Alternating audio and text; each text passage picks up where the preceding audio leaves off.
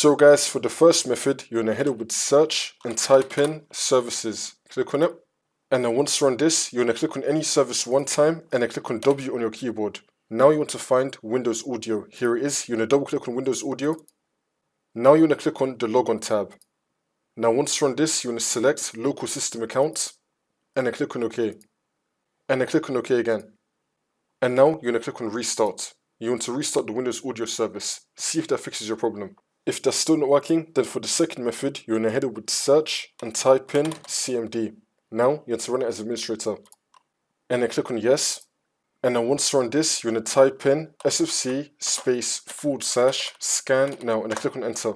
Then you want to run this scan. Wait for this to load. I'm gonna skip the video to when the scan will be fully completed. And then once that's been done, you now want to type in DISM /online /cleanup -image /restore health. Click on enter again.